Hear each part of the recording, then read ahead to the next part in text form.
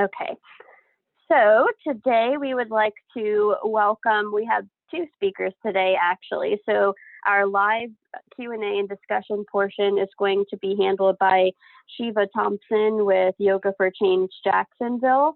And so Shiva's background, I'll give you a little bit more about her.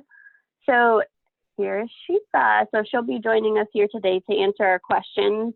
So after years of debilitating back pain and an increasingly stressful lifestyle, it encouraged Shiva to begin her yoga journey in 2007. She realized that yoga is more than just a tool to decompress the physical body. Yoga is an integrative science that not only heals the body, but clears and purifies the mind. This inspired her to delve deeper. When living in Dallas, Texas in 2018, Shiva made a 9-month commitment to the Manifest Your Inner Teacher, a 200-hour yoga teacher training course. After nearly a year of deep introspection, Shiva earned her 200-hour registered yoga teacher credentials from the Yoga Alliance. Drawing from this experience, she weaves compassion, inclusivity, breath work, and self-awareness into all of her classes. Her teaching style is a fusion between breath work and slow flow sequencing that touch the mind, body, and spirit. She joined the Yoga for Change team in 2019, shortly after moving to Jacksonville, shifting gears from working in the nonprofit international development sector to the local nonprofit level. She is passionate about building Yoga for Change's mission by bringing the benefits of programming to anyone and everyone willing to give yoga a try. During her free time, she enjoys cooking elaborate meals, gardening, traveling, DIY, and learning something new. So welcome to Shiva today. Thank you. And Shiva, perfect. Yeah, if you want to say anything, go ahead and introduce yourself to our attendees today. Sure. I'm really glad to be here and excited for just sharing the benefits and the joy of this practice that is bringing so much to so many people. And I never really, I guess, realized or appreciated the fact of how impactful this practice can be until I joined Yoga for Change and we began working with the populations that we serve. And for those of you who may not know, we work with 4 main populations, and they include individuals who are incarcerated, veterans, at Hope youth in Title I schools, and those living with and are impacted by mental illness or mental health conditions in general. So I am really excited to be here and looking forward to sharing my knowledge and information with any questions you might have towards the end of the webinar. Thank you. All right, thank you so much. And then today's presentation, so the recorded portion here, we'll learn about some actual breathing techniques that everyone will have a chance to practice. That will be presented by Catherine Thomas. So she introduces herself in her video. So there'll be a momentary pause, and I'm going to go ahead and get that pulled up so we can get started today.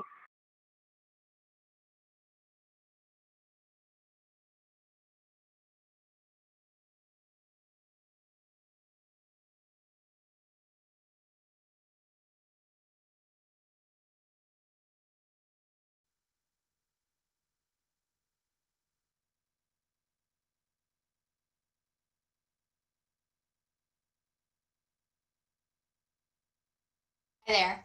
My name is Catherine Thomas, and I am really excited that you have chosen to spend the next 30 or so minutes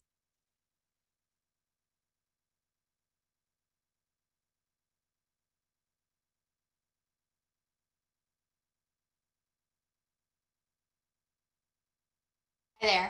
My name is Catherine Thomas, and I am really excited that you have chosen to spend the next 30 or so minutes with me learning ways that you can decrease your own pain, increase your own mood, and decrease your own stress. So what we're going to end up doing today is learning yoga and breathing techniques to assist both patients and caregivers. We are very, very thankful to PAMI and to the Flow to Blue Foundation for allowing us this opportunity to share innovative pain techniques and care ideas through an increased awareness both from provider and from patient. We are very honored to be a Florida Blue Foundation grant recipient through the Gateway Foundation, and we're very proud of the way that we've been able to expand both our services and our impact throughout the last couple of years. My name is Catherine Thomas. I am a veteran and an executive director of the organization Yoga for Change. And I founded the organization because of my own personal experiences. As a veteran, I do deal now with chronic pain, and I'm a military sexual trauma survivor, so I deal with PTSD. So I understand physical trauma and mental emotional trauma. And that is why I started the organization in 2014, to allow us to expand services proven to help individuals who've experienced trauma, specifically veterans, incarcerated individuals, individuals struggling with their mental health, and youth. So when you think about us inserting ourselves into larger proven organizations to serve our end user or clients. So for veterans, think that we work with organizations like Wounded Warrior Project or the VA or different support groups for veterans.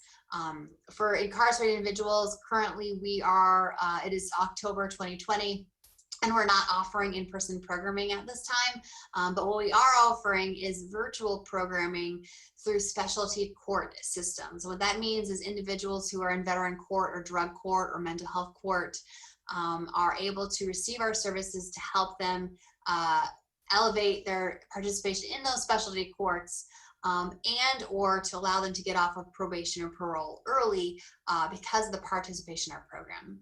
We also bring services to youth. So think about the larger public school districts that you're aware of, or charter schools, alternative schools, after school programmings, and also Department of Juvenile Justice.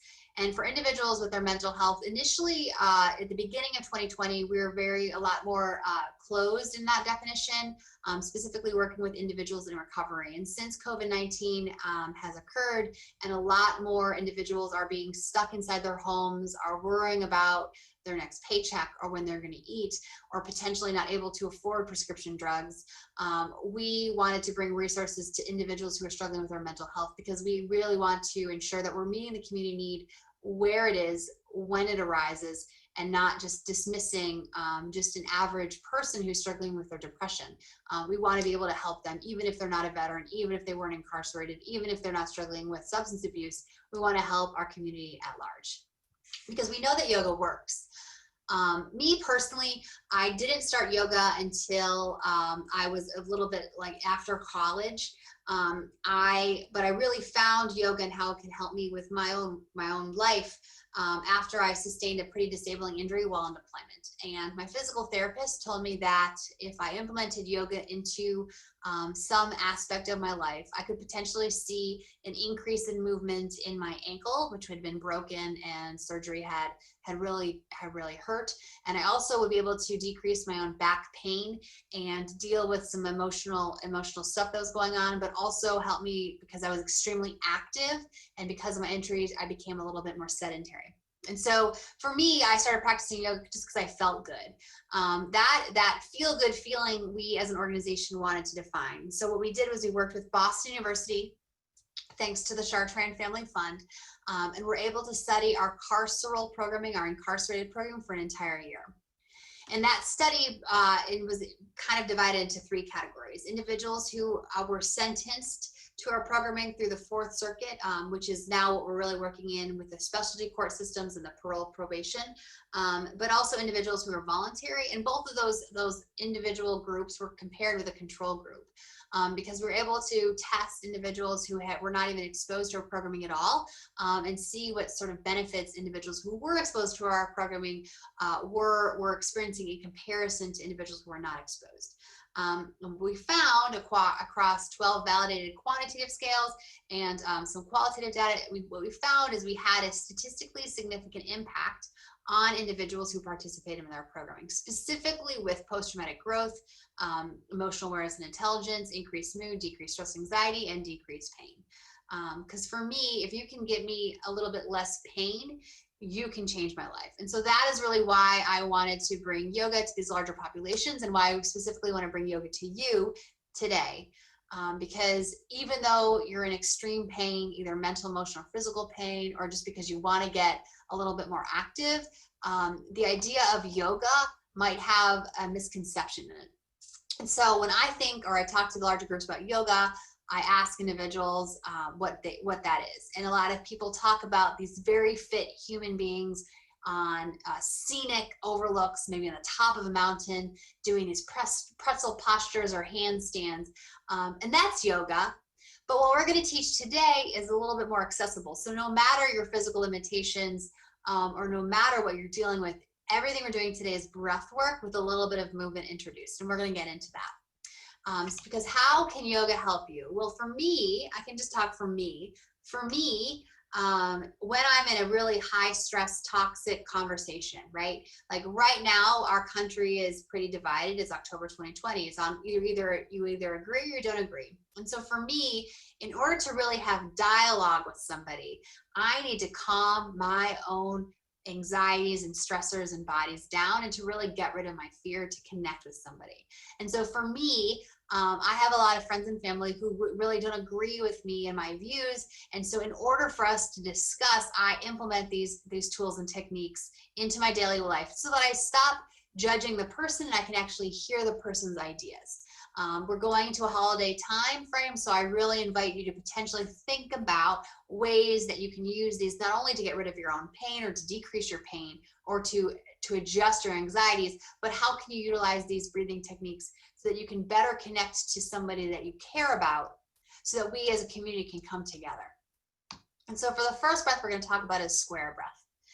The reason that we use breathing techniques and a movement modality with an innovative curriculum to produce change is because everybody breathes, right? Everybody has access to breath. And we really want individuals to utilize this no matter where they are. So for this breath, for square breath, I do this as I'm driving sometimes if there's traffic. I do this in the grocery line. I do this if I need to take a break while I'm walking my dog. I do this while I'm watching TV. I do this breath a lot. So what it's going to look like, we're going to practice it later, but what it's going to look like is you're going to breathe in for 4. You're going to hold your breath in for 4. You're going to exhale your breath for 4. And then you're going to hold your breath out for 4. So you're going to feel that fully full sensation and that fully empty sensation. And then you'll be able to compare the two. And so as you inhale, really try to inhale in a consistent inhale for that 4 counts, and then hold that breath and be fully full for that hold. And then as you exhale, try to exhale consistently down, and then hold that breath out consistently to feel fully empty. So for this breath again, what we're trying to do, and sort of a little bit of science behind this, is we want to engage the parasympathetic nervous system. And what I mean by that is your autonomous nervous system is divided into 2 main components, the sympathetic nervous system and the parasympathetic nervous system. And that sympathetic nervous system engages that fight, or flight response, right? That fight, freeze, or flight response. And that allows us to get out of danger. And the parasympathetic nervous system is the refresh, renew, restore response, allowing us to sleep, allowing us to eat, allowing us to renew, and allowing us to become calm.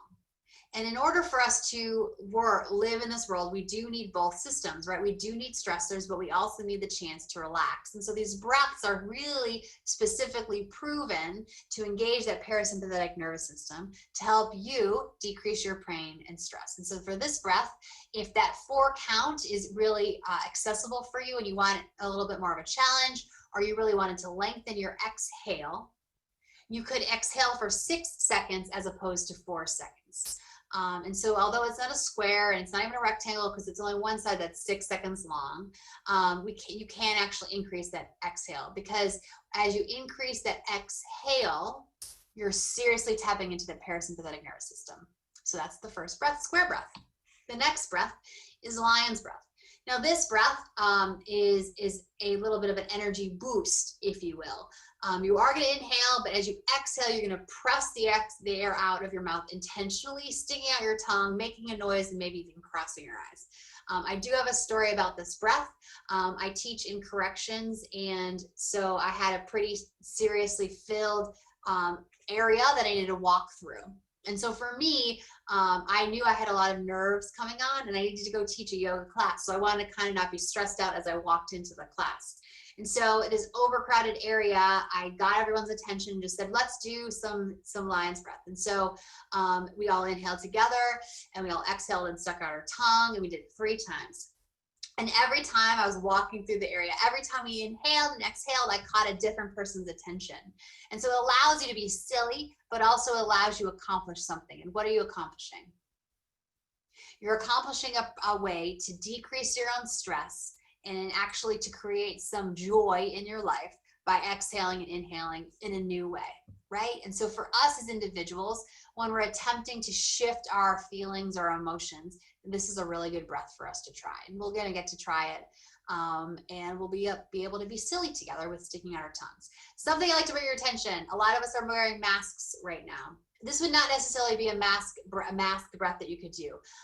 Pretty much the other 3 breaths that we're going to go through, so there's 4 total. The other 3 breaths that you could go through, you definitely for sure can do with a mask on.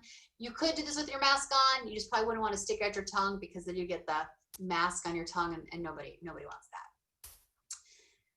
The third breath is humming breath. And so for humming breath, what you're going to do is really focusing on lengthening your exhale by covering your ears and making a humming sound. So you'll inhale in normally, you'll exhale and you'll make a sound, and you'll try to lengthen that exhale. This breath I use a lot.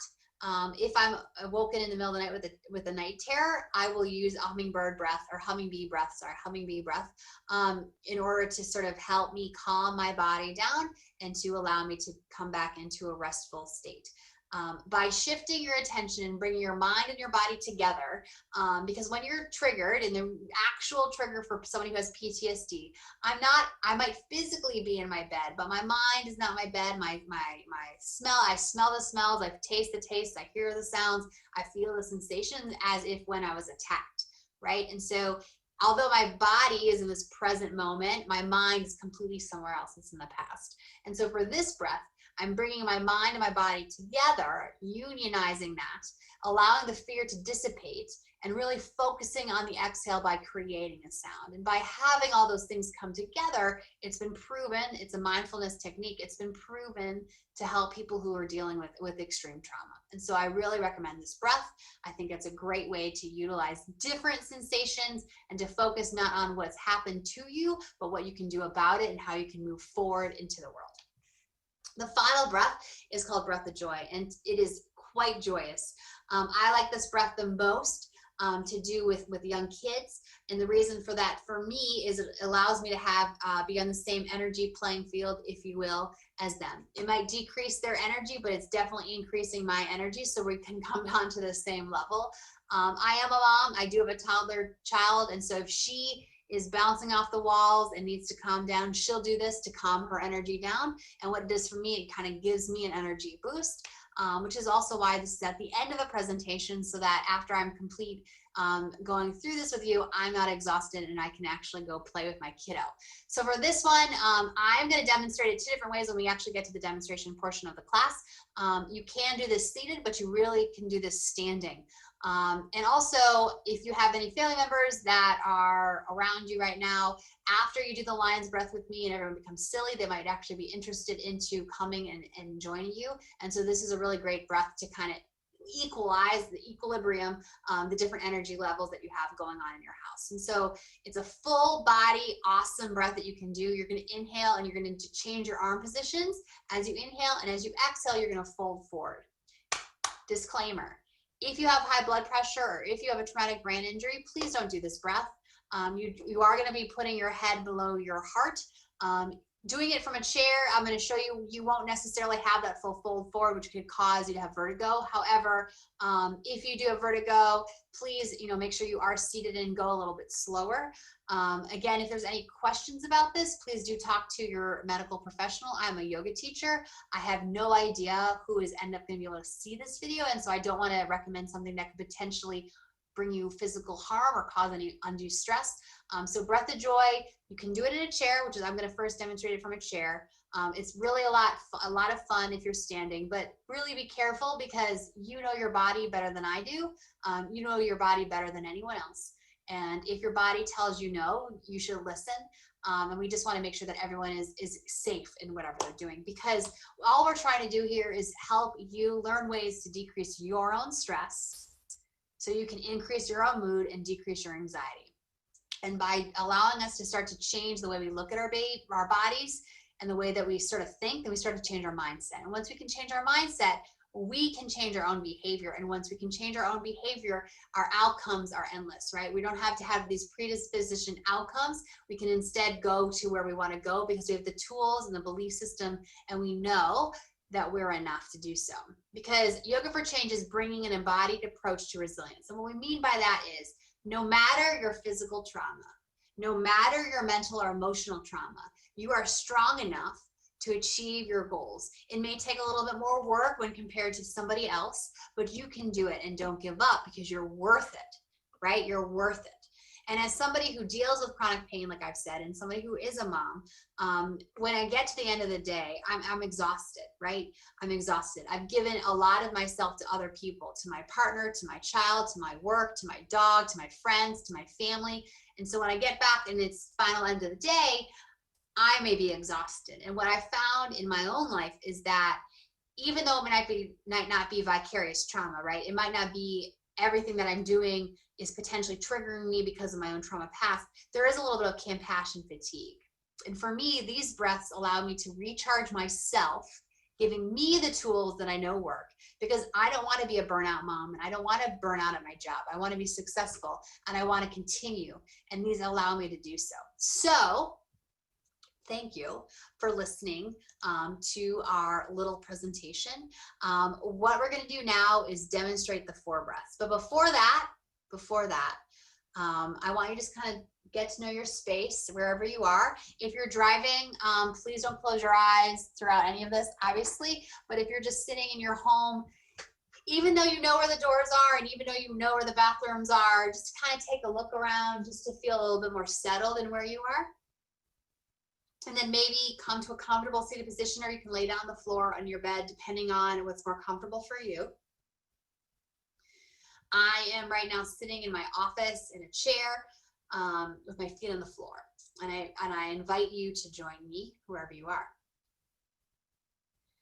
So if it's comfortable for you, please feel free to close your eyes or to lower your gaze or to bring your chin to your chest. And then move your shoulders back and come to what you consider a fearless spine. Maybe it's opening up your chest, shoulders back, hands on your lap, up or down, doesn't matter. And if it's comfortable for you, I invite you to close your eyes or to lower your gaze at this time. Notice your breath. Don't change or shift, just notice your breath.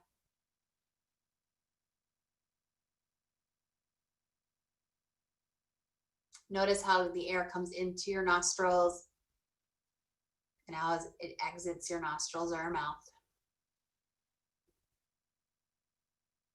If your tongue is jammed onto the palate of your top of your mouth, let your tongue fall to the bottom jaw. If you start to slump forward, really pull your shoulders onto your back, create again a fearless spine.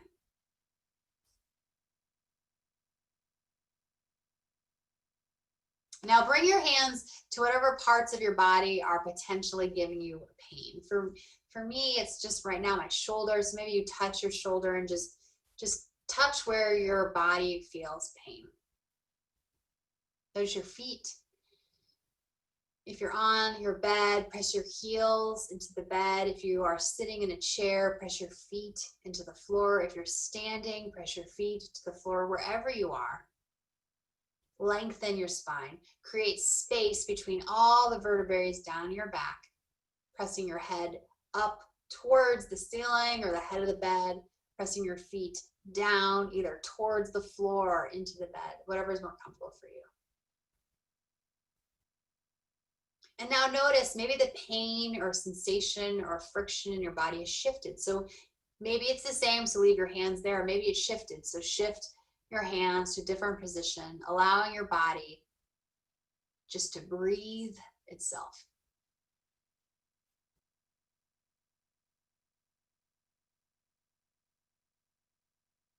Take 3 more breaths wherever you are.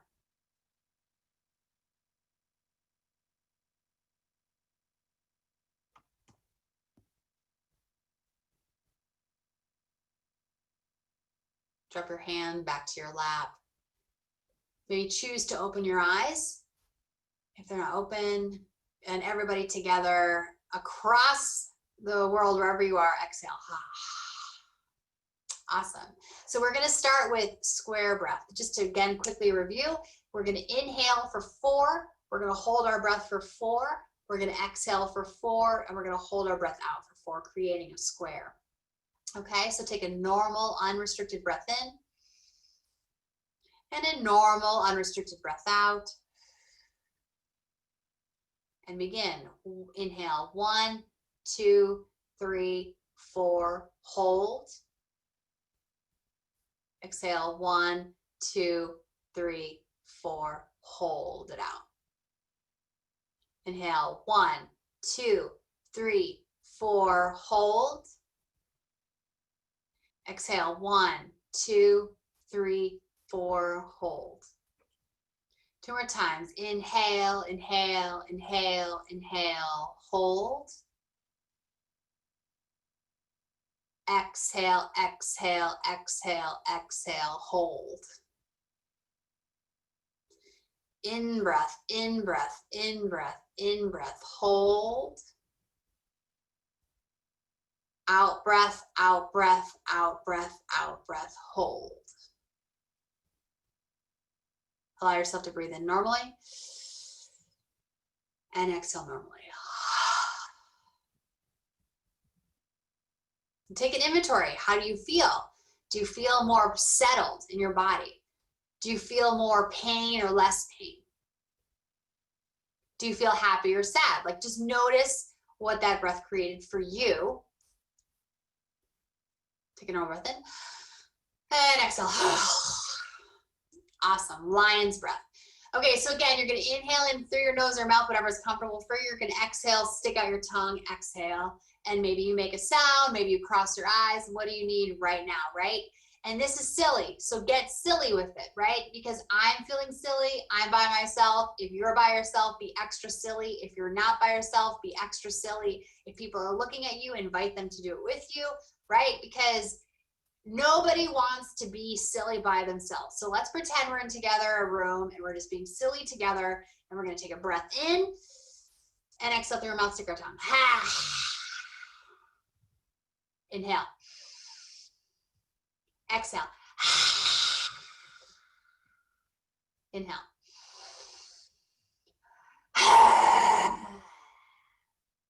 Inhale.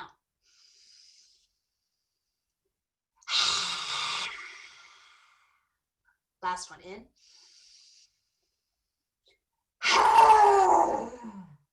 Inhale.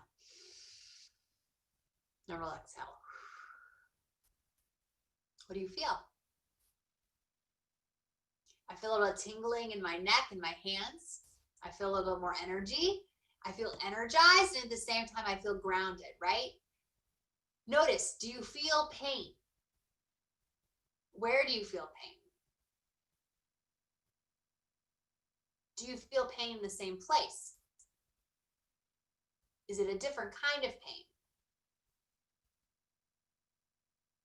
Just notice, right? Just notice. No judgment here. We're just noticing. And by noticing, we're allowing ourselves to allow the pain to be okay, to notice it for a certain amount of time, and then to stop noticing it and moving into something else. And the only way to do that is by really bringing our mind and body together, but really allowing the pain to live when it needs to live, and then to try to close it off when we need to move on to something else. At least that's what I do, and it seems to work for me.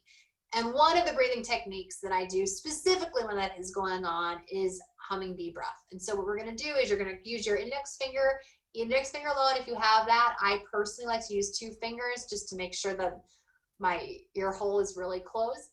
You're going to inhale in and you're going to hum out. Now I'm going to hum out for a long time, not as long as I normally go for, but long enough so that you can see that you really need to hum and slowly hum your breath out, right? Because for the 4 count breath, the square breath, we're inhaling consistently for 4, feeling that full feeling for 4, exhaling consistently for 4, and then emptying out. This one we want to inhale and then exhale as long and slow as possible. Okay?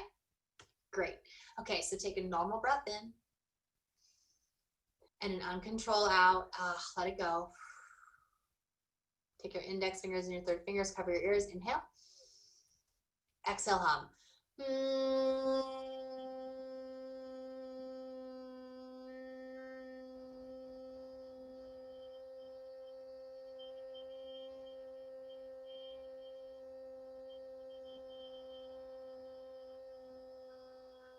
Inhale.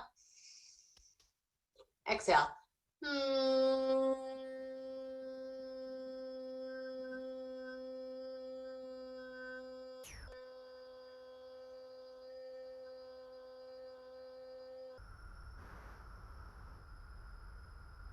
Inhale. Exhale, hum.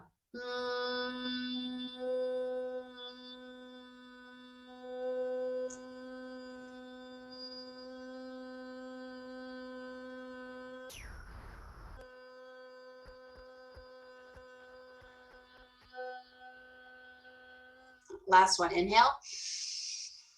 Exhale.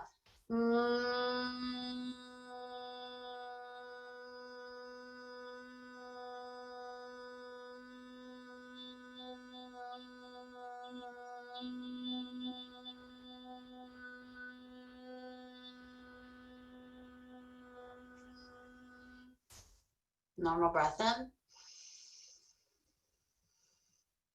Long, slow exhale out.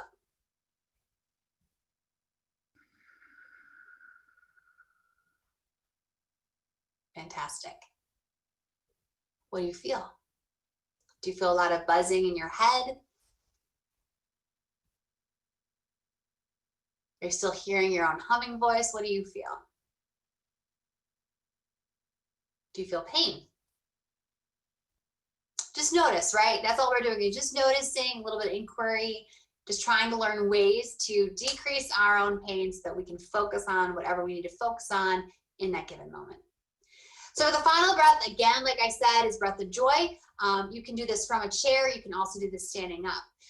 It's an inhale, a 3-part inhale, and a very long exhale. So you'll inhale your hands forward, inhale your hands to the side, inhale your hands up to the sky, exhale, fold forward. So we're going to do it first in a chair, and then I'm going to stand up and demo it so you can see it demoed standing up. So inhale your hands up, up, up, out, up, up, up, out, up, up, up, out, in, out. Last one, in, out. Slowly sit back up. Now you can stay seated and do it again, or you could try to stand up. Again, if you do have high blood pressure or you have a traumatic brain injury, please do not do this without talking to your doctors first. I am a yoga teacher. I am not a healthcare professional. I try to stay in my own lane. I just know it works for me. And this breath works a lot for me if I'm trying to decrease my daughter's energy level by bringing my own energy level up. It's fun. It's family friendly. You need to have enough room where you can bend over without hitting your head on a desk or potentially hitting a bookshelf, right? So just notice where you are in your own space, and then we'll do it together. So you're going to inhale your hands up, up, up, exhale, up, up, up, exhale, inhale, inhale, inhale, exhale, inhale, inhale, inhale, exhale. Last one, in, out, and slowly rise up. Awesome. Now, what I've also done for this is I've gone quicker, right? So you can go as quickly as you want as you fly through it, or you can go slow and controlled. So whatever your body needs, you're going to do that, okay? But as a way to show you kind of how I've done it, I'm going to turn to the side and sort of like imagine we're in a kindergarten class or not, right? Just imagine your own life. Maybe your life is a kindergarten class of everybody, a lot of energy and movement, and we want to kind of bring everything together. So you inhale your hands up.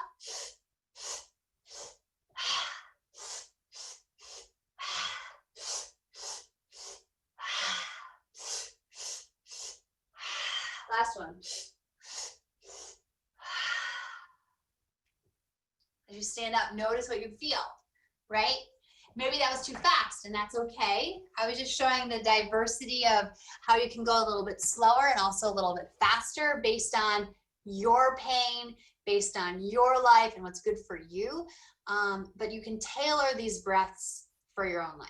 And so we've gone through 4 specific breaths: square breath, lion's breath, bee breath, and also breath of joy. And so I invite you to check out more resources on the Yoga for Change YouTube station. More information can be found on www.y4c.org. That's the letter Y, the number 4, the letter C.org. Thank you to PAMI for allowing us the opportunity to spend some time with you as a patient or as a caregiver. I wish you joy and peace during this time and hope you have a fantastic rest of your day. Thank you so much.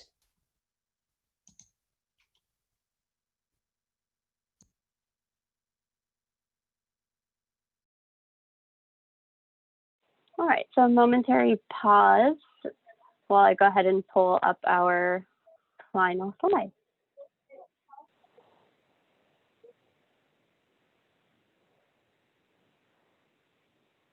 Okay.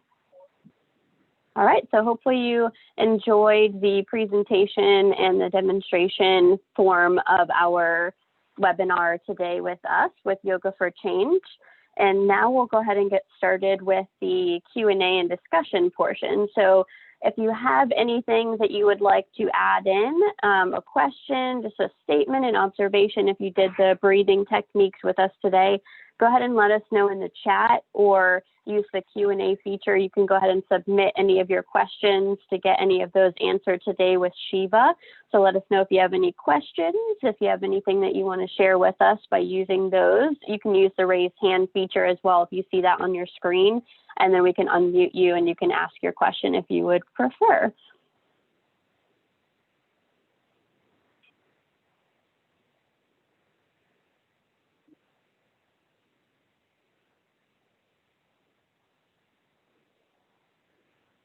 All right, and Shiva, do you have anything else to add in before we get to some questions? Not at the moment. Catherine did a great job of covering everything and demonstrating the breaths. You know what, actually, there is one thing I wanted to mention. For breathing techniques, everybody, and just generally on the average, and myself included, before I started yoga, I noticed that my natural breath is pretty shallow, where I just breathe into the top part of my body, into my lungs. So something to notice and be aware of and start to work on when you do begin breathing techniques is to send your breath into your abdomen, into your belly. And that way you're really expanding the breath into the entirety of your body. And over time, as you notice, maybe the 4 square breath, the 4-second inhale or exhale might have been too long for some. So over time, maybe you start with two seconds of inhale or 3 seconds of exhale. And as you work this over time, when you inhale into your abdomen, sending your breath into your belly, filling it up like a balloon, and exhaling slowly, you start to notice that you'll be able to create a longer inhalation and a longer exhalation. And that just comes with time and building that capacity for breathing deeply into every fiber of your being. Yeah, that's what I wanted to share. Perfect. And we actually have a question that came in from Kathleen. So how many days per week do you recommend doing yoga and or incorporating some breath work into your life? Oh, that's a great question. So I Ideally, just like any exercise, and in this case, breathing techniques and yoga and movement, every day is ideal, even if it's just a 2-minute breathing technique or a 5-minute breathing technique, or even a 1 minute. Every day is ideal. However, if you are a very busy person or it's just not a priority right now, I would suggest at least 3 to 4 times a week, so that you're at least getting it in every other day. And before long, you'll notice that, let's say you're practicing every other day or every 2 days, that your body will want and be kind of, what's the word I'm looking for? Will want and or crave, I guess, the breathing and breath, what I call breath body practices. And then before long, you'll notice, oh, I love to do this every day. It helps clear my mind. I get out of that morning fogginess, and you really start to notice the benefits and overall kind of impact it has on your daily routine. When you start the morning with a breathing practice, you might have a better day. You can even experiment with that, where you do a breathing practice one day, the next day you don't, and you just compare how you might have reacted to different things throughout the day, how something might have, you might have allowed something to affect you from one day to the next. Just something to get curious about and experiment with. Perfect. Thank you. And then right now, obviously with COVID, everyone's being cautious and everyone is trying to also continue on with life and incorporate some of these practices. So pain's not going away. The need for physical activity is not going away. So what are some recommendations that you have for how people can safely get involved in yoga classes if they're still at home in quarantine? Maybe they're not able to get to an in-class, an in-person deal. How can they do so safely at home? What are some tips and recommendations you have to get started? Sure. So there is an abundance of virtual yoga classes and breathing practice techniques and classes online in general. Whether it's through a local studio in the area that you're interested in supporting. Because of the pandemic, pretty much all studios have shifted to online classes. So if you're interested in getting started, that's one way to do so safely from the safety of your own home, and if you're under quarantine. And another way is one of the ways that we shared in the chat box is through the Yoga for Change YouTube channel. We have a lot of content on our channel, which was inspired by the pandemic, whereas before we may not have had much content on there, but now we have, I think, upwards of about 70 different types of yoga sequences and practices, as well as breathing techniques, also including chair yoga, different types of techniques to move your energy around in your body, something called tapping. That's very effective and just kind of getting you out of that lethargy or lethargic kind of state. And it's all free. So if you are interested in starting somewhere, our YouTube channel, the number 4C, that's our website. But if you type in yoga, the number 4 change in YouTube, our channel will come up. And like I said, all the content is free, and we just ask that you subscribe to help keep our channel going. Perfect. And so if people are able, whether or not it's a class maybe that's at a studio that's live and online, or if someone is able to get to a class and they're newer, there's so many different types of yoga. So what are some important questions that someone should ask their yoga teacher to ensure that the class is going to be right for them? That's a great question. So one thing I would suggest is to get familiarized with the different styles of yoga. For example, you probably wouldn't want to go to a power yoga class or a vinyasa class. Some of the different styles, one I particularly really loved myself in my own practice is a restorative yoga class, where it's focused on deep stretching and deep relaxation of the body, and it's mostly floor based. So even if you're not comfortable getting onto a mat, this is something you may be able to do in a chair as well. And then and there's a lot of props that are used that support each one of the shapes, where you're really just trying to get a good stretch in to relax the whole body and really work into the fascia. And then some questions I would ask are how long the teacher has been teaching, what hours their certification. There are different certification levels. There is 200 hour, 300 hour, 500 hour. And obviously the more hours and the more years the teacher has had experience teaching, then that may make you feel a little bit more comfortable about their knowledge base versus someone who may have just finished their teacher training. Although the interesting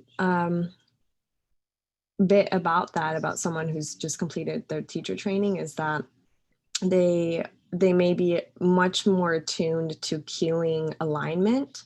And by that I mean, if you are taking different postures and shapes, they will cue that your joints, your wrists is in alignment with your shoulder, for example, or that your feet are hip width distance apart to take off pressure from different parts of your body. And a teacher that is more experienced may have lost that habit because they may be used to teaching studio classes where a lot of students that show up are regulars. So you want to watch out for that and ensure that your teacher is cueing and offering a practice where alignment is cued, so that you prevent any kind of long-term injury from overuse of joints and wear and tear. And then I would also really suggest seeking out options for chair yoga. This is something that I was new to when I joined the Yoga for Change team, and it may be just unique to us. I'm not aware of any studios offering chair yoga. However, chair yoga routines can be found on our YouTube channel as well. That's a great place to start. Perfect. And then it looks like Krista was asking, so what are your thoughts on hot yoga? So is it right maybe for certain bodies and not others in general? Kind of give us your take or some information that would be good to know about that. Yes, that's a great question. So I was an avid hot yoga practitioner, maybe about 6 years ago. I've been doing yoga for over 10 years now. And I loved it. It was really wonderful. I felt refreshed. It can be very detoxifying for the body.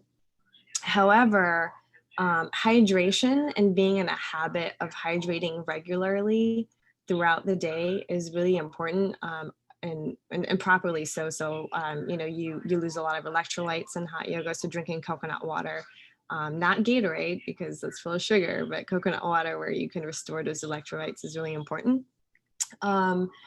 And at the same time, something Catherine mentioned in the video is the importance of knowing your own body, and that you know your body best outside of anyone else, whether it's your yoga teacher or even your medical care provider. You are the master of your own body and know your body best and how it reacts to different kinds of environments. So with hot yoga, being in a hot environment, you may get to a point where you feel like you're not getting enough oxygen into your body, like you're going to pass out, or maybe you didn't eat enough at least 2 hours before class. And those are some things to watch out for, because it can be very exhaustive for the body, and in a way where it's not beneficial. It can actually stress your body out. So I would say proceed with caution. It is really wonderful. Maybe not something to do every day. Maybe it's a practice you do twice a week, and the other times you take a regular yoga class that's not in a heated room. Okay, and she has an additional question, but I want to point out too, Kathleen let us know that the Silver Sneakers website offers many chair yoga options. So again, that's just Silver Sneakers, so it's a gym-related program. Some gyms are affiliated with it, but they also have a website. So they have a lot of great resources on there, so definitely check that out. And especially too for some of the older age groups as well, it's a little bit more tailored, which is nice. But Krista also added, do you think that the heat helps more with pain? That's a very interesting question. Generally, heat is well, let me back up. Generally, pain in the body is a indication of inflammation in the body, and heat can increase that inflammation. However, there are times where the heat can feel kind of lubricating for joints in the body. So it just kind of depends on what pain and where in the body you're talking about, what area. So let's say you have muscle inflammation and pain, like shooting pain in the back. Instead of heat, an ice pack would be more helpful for that to and it feels counterintuitive, but it's actually the opposite, because with heat, you're just adding more to the inflammation, if that makes sense. Perfect, thank you. And you kind of already started on this, but basically when people are trying to become active again, so either start a yoga practice or just become active, but they feel like their pain is preventing them, where would you recommend that people get started with adding in any sort of movement or activity?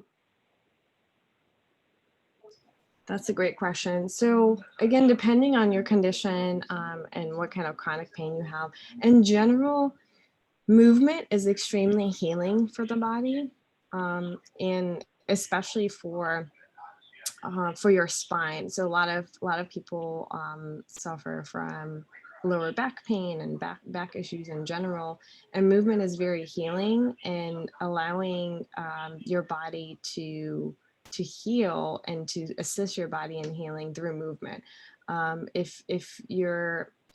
We live in a time where we live and work in very sedentary ways, and there's a lot of studies coming out that's reflecting how detrimental that is to our health. So even if you're taking an evening walk for 15 to 20 minutes around the block, around your neighborhood, doing some of these breathing exercises that we learned about today. And then as far as yoga and movement in general, like Catherine said, there's this preconceived notion and this misconception of yoga being for fit and athletic people that are doing some kind of pretzel shape in the Grand Canyon. And that's definitely not the case. It's about really turning inward and listening to what feels good for you and your body.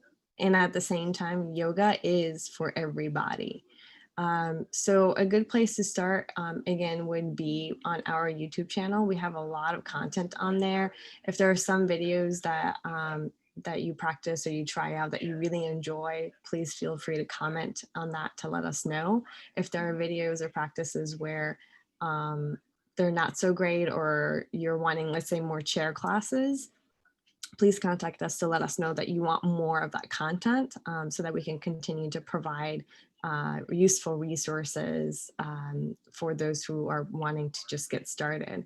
And in the end, in any kind of exercise or movement in yoga classes, if a shape, if a posture, if a movement doesn't feel good, and there is more than just discomfort, there's pain that you're experiencing, that's something that you need to listen to and back off from that shape, because your body is communicating with you and trying to tell you something.